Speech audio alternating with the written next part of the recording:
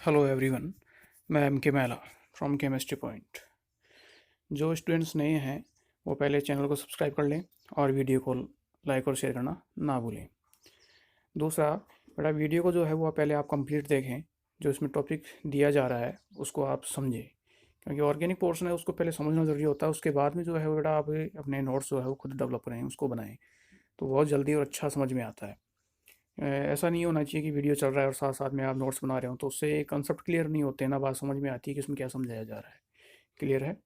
तो यहाँ जो है वो अपन इस नेक्स्ट वीडियो में जो चर्चा करेंगे वो करेंगे जो ईथर की बनाने की विधियाँ चल रही थी कि किन विधियों के द्वारा उसका निर्माण किया जाता है, जो शेष रह गई थी अपने पीछे डिस्कस भी किया है उनके बारे में। और ईथर की जितने भी फिजिकल प्रॉपर्टीज़ हैं, भौतिक गुणधर्म हैं, उनके बारे में जो है वो डिस्कस किया जाएगा। तो नेक्स्ट वन बेटा, इसमें जो आप शुरू करते हैं वो अपनी प्रयोगशाला विधि है। प्रयोगशाला जो विधि है, उस प्रयोगशाला विधि में एक अल्कोहल लिया जाता है, जैसे है आपका CH3CH2OH। इस अल्कोहल को जो है वो सांद्र H2SO4 इसके साथ अभिक्रिया संपन्न की जाती है। टेम्परेचर रखा जाता है, वो अभिक्रिया का रखा जाता है 373 केल्विन के लगभग। इस टेम्परेचर के ऊपर आप एथेनॉल की जो है वो क्रिया कराओगे किसके साथ? H2SO4 के साथ। जब इस एथिल अल्कोहल की H2SO4 के साथ अभिक्रिया होती है तो इससे पहले जो कंपाउंड बनता है वो बनता है ethyl hydrogen sulphate. Ethyl hydrogen sulphate वो किस तरीके से कि आप H2 जो SO4 है इसको लिखा जा सकता है HOHSO3। तो यहाँ से इसका H और इसका OH ये बाहर निकलता है H2O के रूप में। तो जो अभिक्रिया अपने पास निकल के आती है वो किस तरीके से होगी? CH3CH2OH plus H2SO4। तो जो कंपाउंड प्रोडक्ट जो बनेगा वो बनेगा मेरे पास यहाँ CH3CH2HSO4 प्लस H2O। क्लियर है? तो यहाँ उत्पाद ये कहलाएगा एथिल हाइड्रोजन सल्फेट। अब एथिल हाइड्रोजन सल्फेट का निर्माण हो गया। अब ये एथिल हाइड्रोजन सल्फेट ये फ्री क्रिया करता है पुनः किसके साथ? एथेनॉल के साथ। इस कंपाउंड के साथ क्रिया करवानी है दोबारा इस कंपाउंड की, तो सेकंड स्टेप शुरू हो जाएगा। तो प्रोडक्ट CH3CH2HSO4 ये क्रिया किससे करता है? वापस CH3CH2OH के साथ, एथेनॉल के साथ। तो इस कंडीशन में क्या होगा कि ये एथेनॉल अपना हाइड्रोजन इसके साथ देकर पुनः क्या बना लेगा? H2SO4। और ये समूह जो है अब ये समूह जुड़ता है किसके साथ? इस कार्बन के साथ। तो प्रोडक्ट हो गया CH3CH2O और इसके साथ क्या जुड़ गया? CH3 और CH2 और CH3। तो इस तरीके से जो है वो प्रोडक्ट का फॉर्मेशन होता है। ये कहलाता है मेरा डाई एथिल ईथर। क्लियर है? या एथॉक्सी एथेन। इस मेथड को कहते हैं लेबोरेटरी मेथड, प्रयोगशाला विधि। अब इसको प्रयोगशाला में किस तरीके से बनाया जाता है, अपने पास इसका क्या एपरेटस उपकरण जो है वो काम में आता है, उसके उपकरण को जो है इसमें मैं प्रदर्शित कर दूंगा। अभी आपको दिखा देंगे उसमें किस तरीके से जो है इसको प्रदर्शित किया जाता है। सेकंड, इसी में जो है इसके मैं डायग्राम की बात करूँ साथ में ही कंटिन्यू, तो अपना जो डायग्राम है कुछ इस तरीके से प्रयोगशाला विधि में। ये यहाँ एथेनॉल एथिल एल्कोहल है। एथिल एल्कोहल की क्रिया किससे कराओगी? सल्फ्यूरिक अम्ल के साथ। टेम्परेचर रहेगा 373 केल्विन। तो जैसे ही इसके साथ इसकी अभिक्रिया होती है तो इससे क्या बनता है? Ethyl hydrogen sulphate plus H2O। Clear? तो ये फर्स्ट स्टेप है इसका।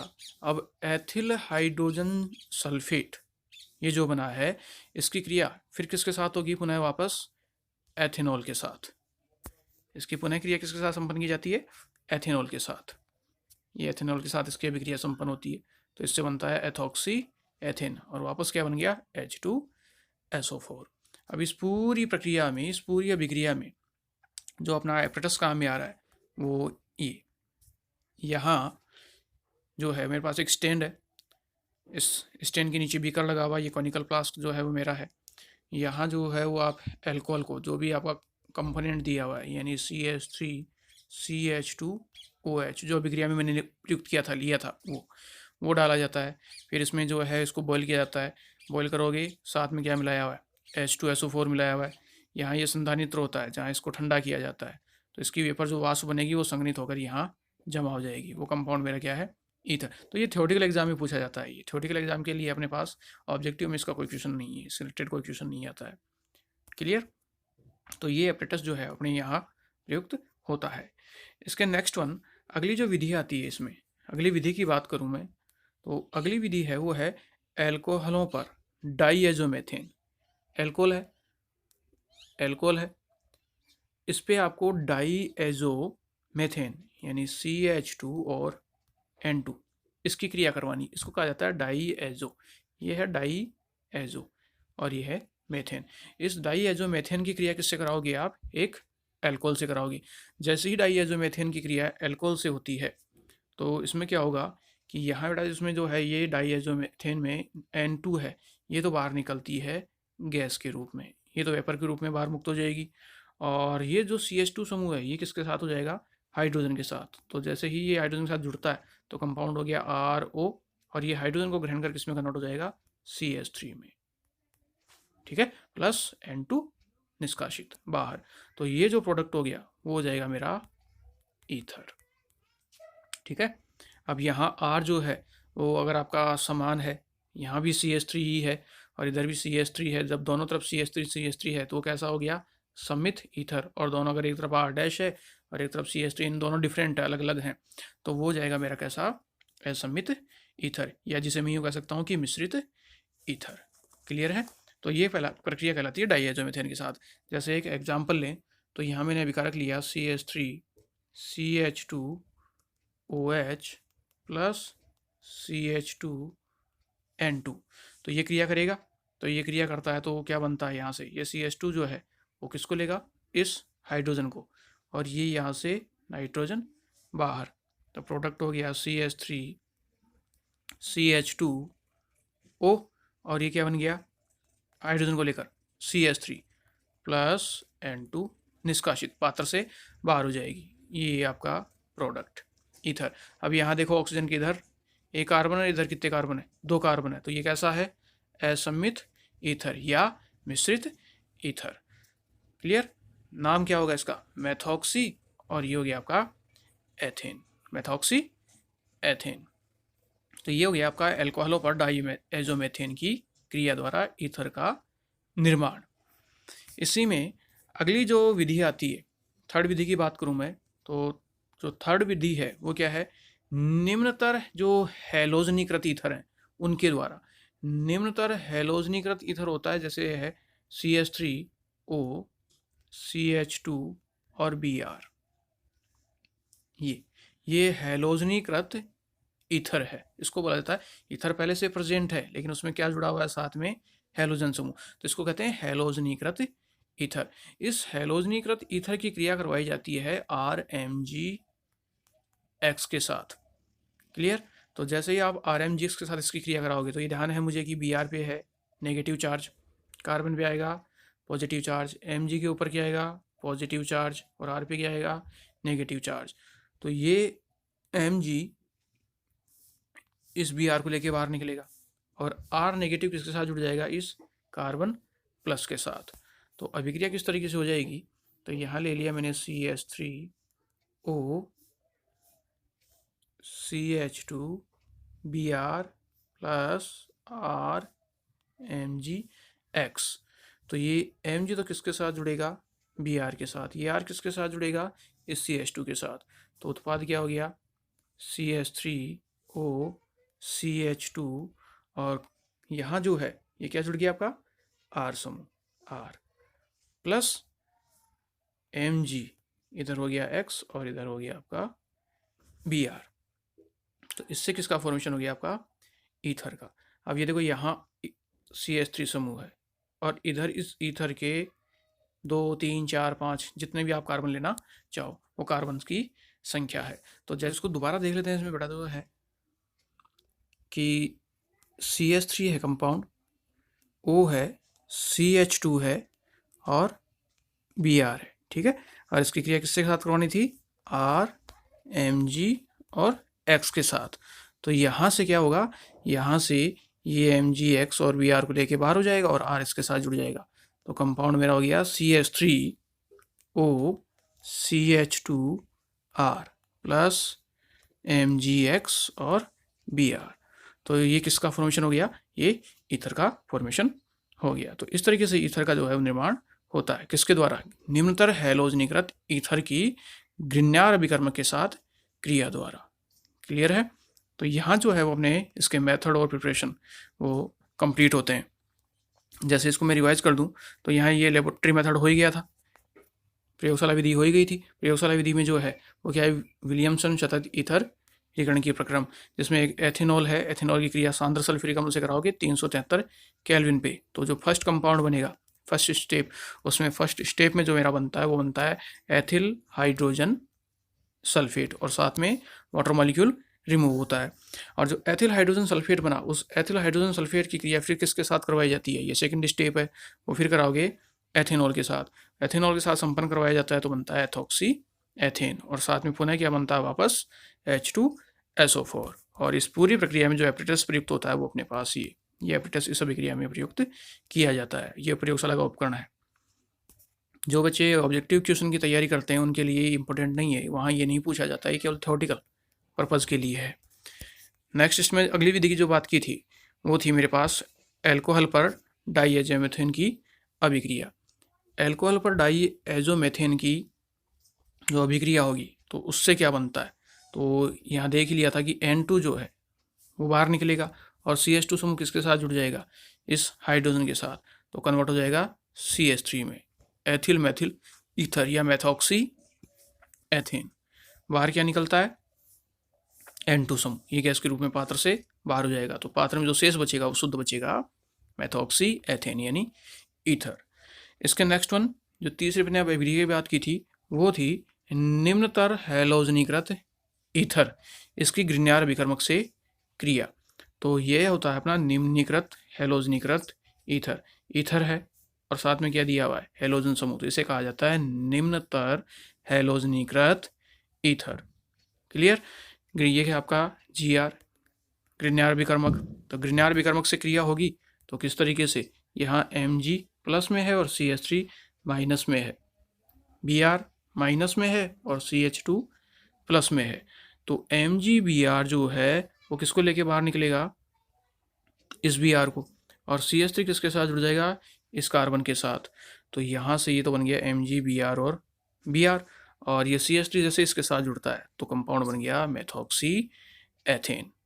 CH3 समूह किसके साथ जुड़ रहा है, इस CH2 के साथ, ये कंपाउंड, तो कंपाउंड हो गया मेथॉक्सी एथेन। तो इस तरीके से निम्नीकृत जो आपके हैलोजन हैं, हैलोजन ईथर हैं, उनकी ग्रिग्नार अभिकर्मक से क्रिया कराओगे तो किसका निर्माण हो जाएगा, ईथर का निर्माण होगा।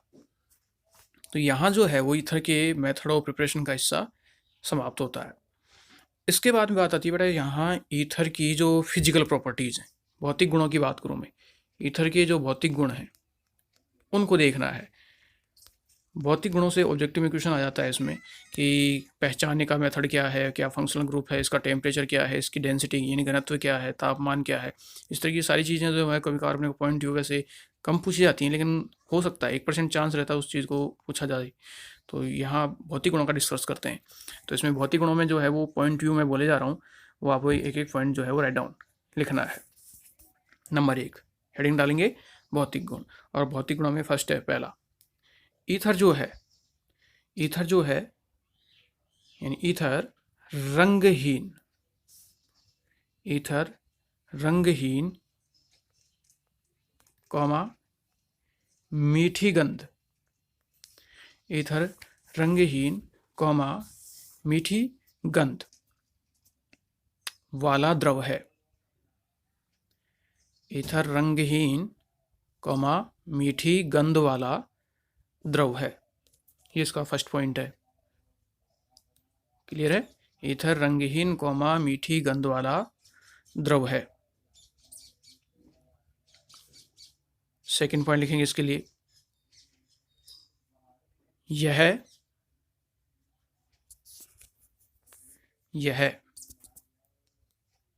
दूसरा, यह ज्वलनशील, यह ज्वलनशील द्रव है, यह ज्वलनशील द्रव है।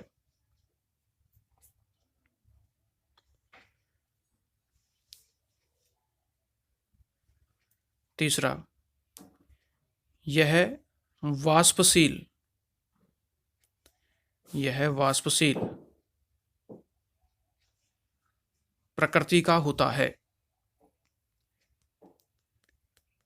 यह वाष्पशील प्रकृति का होता है।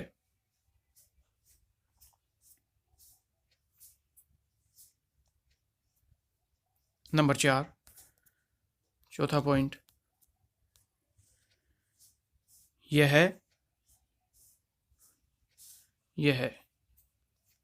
जल से, H2O वाटर मॉलिक्यूल, यह जल से हल्का, यह जल से हल्का तथा उसमें अविलय, तथा उसमें अविलय होता है।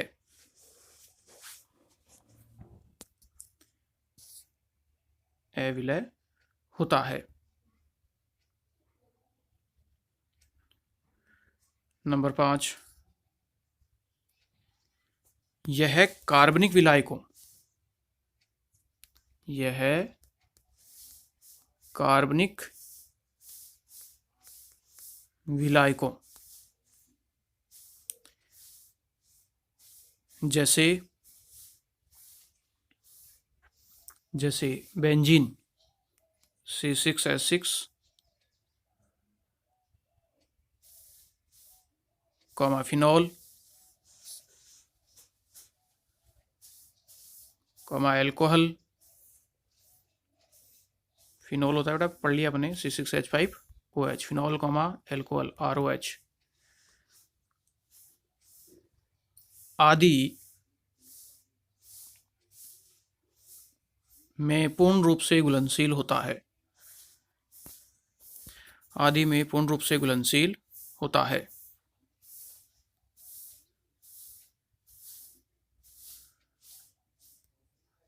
अगला,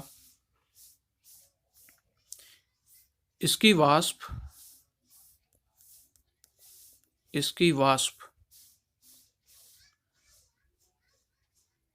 सूंघने से,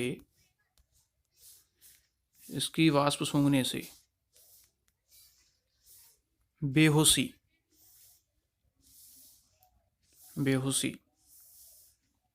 उत्पन्न होती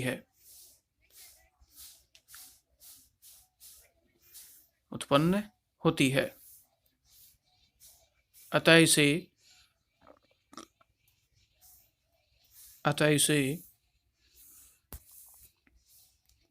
निश्चेतक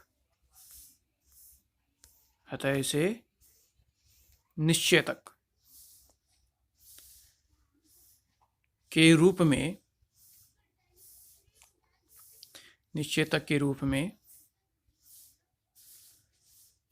प्रयुक्त किया जाता है,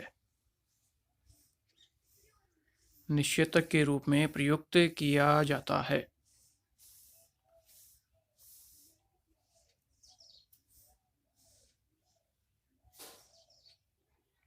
अगला, डाईएथिल ईथर, डाईएथिल ईथर क्या होता है बेटा? इसका फॉर्मूला मैंने पहले बताया था, CH3 CH2O CH2 और CH3, डाईएथिल ईथर। और IUPAC नाम में क्या कहोगे इसे? Ethoxy ethane. तो यहाँ पॉइंट लिखो, डाईएथिल ईथर या एथॉक्सी एथेन का क्वथनांक 307.6 केल्विन, 307.6 केल्विन होता है। 307.6 केल्विन होता है।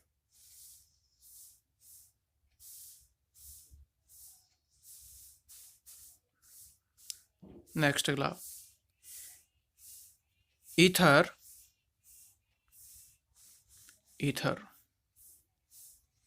की संरचना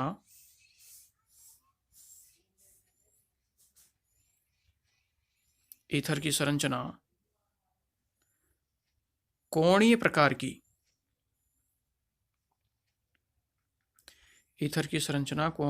की होती है।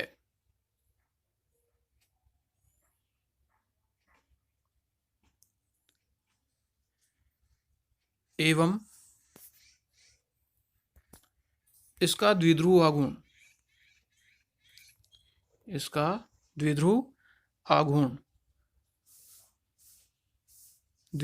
को बेटा जो है वो म्यू से दर्शाया जाता है। ठीक है, द्विध्रुव आघूर्ण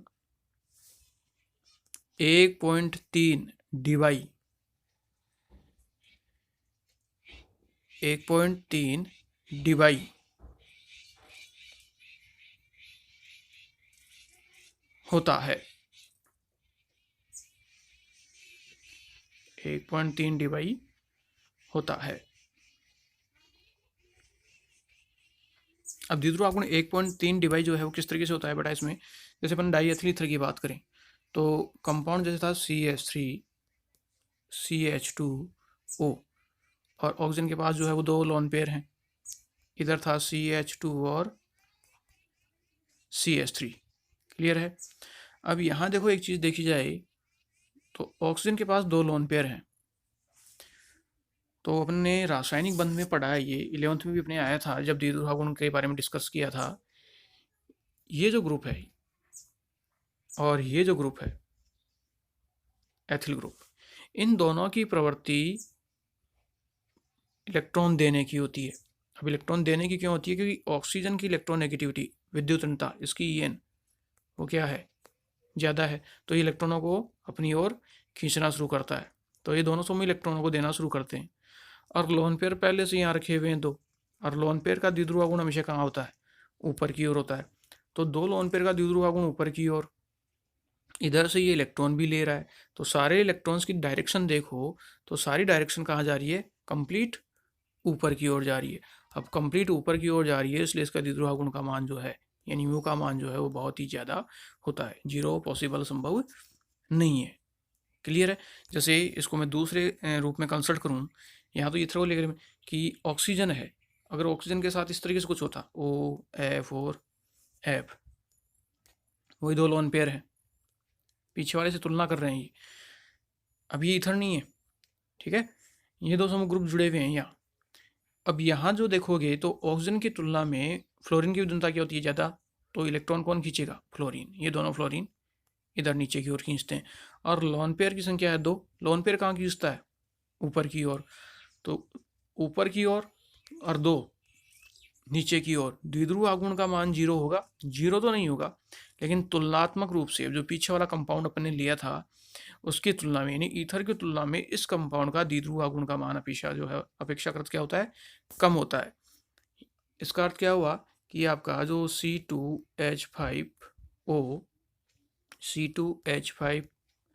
इसका द्विध्रुव आघूर्ण का मान ज़्यादा होता है किसकी तुलना में, OF2 की तुलना में, क्योंकि इसमें द्विध्रुव आघूर्ण की डायरेक्शन जो है वो ये μ1 है और ये आपका μ2 है द्विध्रुव आघूर्ण, क्योंकि इसकी डायरेक्शन जो है वो एक दिशा में है, लेकिन इसकी डायरेक्शन एक के ऊपर है तो 2 नीचे की ओर है, डिवाइडेशन हो गया, तो इसके द्विध्रुव आघूर्ण का मान कम और इसके द्विध्रुव आघूर्ण का मान ज़्यादा।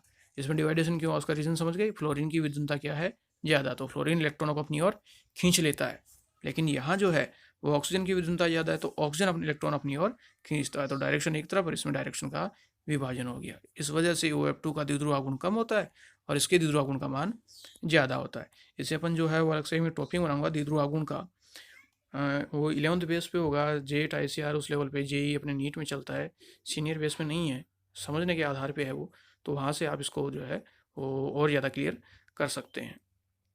तो इस तरीके से जो है वो ईथर में द्विध्रुव आघूर्ण का निर्धारण किया जाता है। क्लियर है? तो यहाँ जो है वो अपने मेथड ऑफ प्रिपरेशन और जो आपका ईथर का फिजिकल पोर्शन है वो कंप्लीट होता है। इसके नेक्स्ट वन जो है, इसमें जो आगे के अपने लेक्चर्स में डिस्कस करेंगे वो होंगी इसकी जो केमिकल प्रॉपर्टीज़ हैं कि ईथर के द्वारा जो है वो कौन कौन से रासायनिक गुण दर्शाए जाते हैं। अगर किसी को ईथर के जो पीछे के लेक्चर्स हैं उनमें कोई प्रॉब्लम हो तो वो मुझे कमेंट्स बॉक्स में जाके कमेंट कर सकता है, उसको मैं वो ज़्यादा बेटर रूप से क्लियर करने की कोशिश करूँगा। दूसरा बेटा जो है वो आप ये पहले लेक्चर को पूरा कंप्लीट सुना करें, उसको देखा करें, उसके बाद में अपने नोट्स बनाया करें, तो बहुत बढ़िया समझ में आता है। कुछ बच्चों की ये प्रॉब्लम हो जाती है कि समझ में नहीं आता, तो उनका क्या होता है लेक्चर चलता रहता है और साथ साथ आप नोट्स बनाते रहते हो, तो ऐसा नहीं होना चाहिए। ठीक है, तो नेक्स्ट वीडियो में जो है वो अपन यहाँ इसकी रासायनिक अभिक्रियाओं के बारे में डिस्कस करेंगे।